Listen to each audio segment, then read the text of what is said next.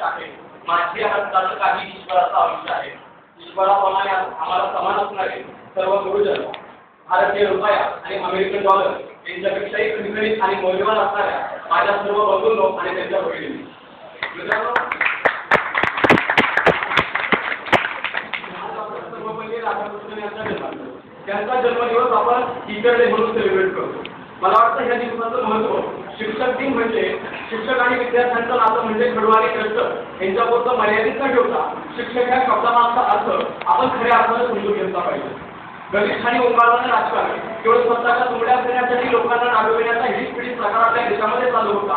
त्या वाऱ्यालाही उभं राहणारं आणि मोठ्या हिंदीनं भारताला महासत्ता बनवण्याचं स्वप्न पाहणारे ग्रेट नाव म्हणजे डॉक्टर सर्वपल्ली राधाकृष्णन. फक्त 15 ऑगस्ट आणि 26 जानेवारी या दोनच दिवशी एखाद्या महासागराप्रमाणे उफळलेला आपलं भारत देशाविषयीचं प्रेम उरलेले 363 दिवस मात्र सरस्वती नदीप्रमाणे युक्त होतो. तोही मग ते वाममार्गाने जाणाऱ्या जगण्याचा लोप पावले. यातच सर्वपल्ली राधाकृष्णन यांच्या विचारांचा भारतीय विचारवंतांचा पराभव आहे असं मला वाटतं.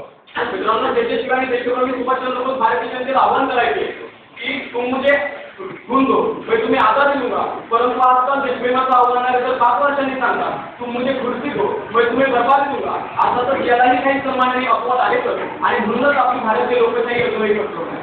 मंडालेच्या कुटुंबामध्ये गीता रहस्य नावाचा ग्रंथ लिहिणारे निर्भीड लोकमान्य टिळक ब्रिटिश सरकारला धमकावून सांगायचे की स्वराज्य हा माझा जन्मसिद्ध हक्क आहे व तुम्ही मिळवणार, परंतु आज अन्याय अत्याचार करणे हा माझा जन्मसिद्ध हक्क आहे व तुम्ही पाळणार असे वागणारे आणि त्याप्रमाणे जनतेला छळणारेच आपल्या समाजामध्ये जास्त दिसत आहेत. मित्रांनो, स्वातंत्र्यवीर सावरकरांनी काळ्या पाण्याची मृत्यूलाही लाजवणारी शिक्षा होती, परंतु आज काळ्या पैसा करता सन्मान आणि तुरुंगाची थंड हवा खाण्याची गिधाडेच आपल्या समाजामध्ये जास्त वाढली आहे.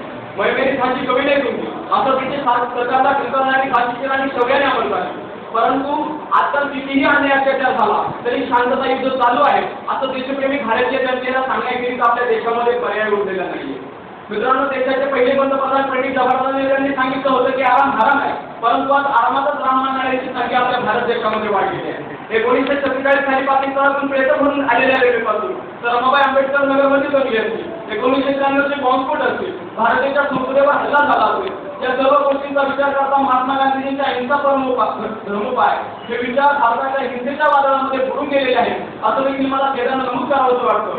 त्यांची मूर्ती लहान पण कीर्ती महान होती. असे देशाचे पंतप्रधान लालबहादूर शास्त्री यांनी सांगितलं जय जवान जय किसान, परंतु आज हतबल झालेले सैनिक आणि आत्महत्या करणारी शेतकरी पाहिजे मला असं निश्चितच वाटतं की शास्त्रीजींचे विचार भारताच्या हिंसेच्या वादळामध्ये केव्हा सुरू गेलेले आहेत. आज या ठिकाणी उपस्थित असणारे माझे गुरुजन काय किंवा महात्मा गांधीजी असतील हे सर्व विचारवंत काय. मित्रांनो, त्यांचे विचारात आपण विसरल्यामुळे आपल्या समाजाला दुर्दशा प्राप्त झाली आहे. किड्यामुंगीसारखी माणसे मारून सैतानमध्ये जगत आहे. शिष्टाचाराच्या नावाखाली नेते मेघवाल्या सोडत आहे. लहानपणे राष्ट्रप्रेम भीक मारताना मतांची कीड लागलेली आहे देशाला रक्त मारण्याची.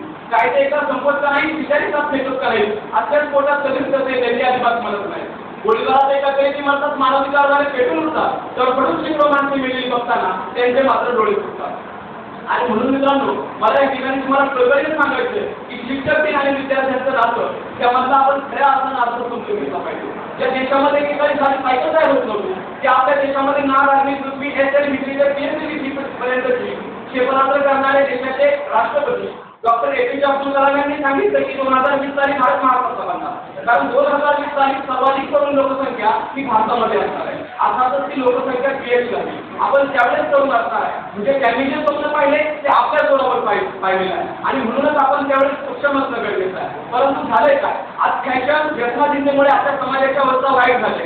अहो, नव्याला शिंका आली म्हणून त्याने चुकून बट कापली, परंतु तेव्हापासून त्याच्याकडे बट कापण्याची राहणच लागली. अशा प्रकारची फॅशन आपल्या समाजाचं वाट लागत आहे. वाणीवरून वरून वय ही झाली मुलींची फॅशन आणि वयावरून वाणीवरून खांद्यावर उडणारे रामचे ही झाली मुलांची फॅशन आणि त्यातूनच मित्रांनो आईची मम्मी झाली, मम्मी रमी खेळायला गेली, बाबांचा डॅडी झाला, डॅडी ब्रँडी प्यायला गेला, मोटर सायकलवर दिसू लागली आणि मुलींना देखील आयनामध्ये डायना दिसू लागली. अशा प्रकारे आपल्या संस्कृतीची वाट लावू लागली आणि म्हणूनच या विषयाचं महत्त्व आपण समजून घ्यावं. शिक्षक आणि विद्यार्थ्यांचं नातं मजबूत करून नव्या भारताची सुवर्ण काळ शिकवल्याशिवाय राहणार नाही एवढ्याच या ठिकाणी आशावाद व्यक्त करतो. मला बोलण्याची संधी दिली त्याबद्दल मी आपले आभार मानतो.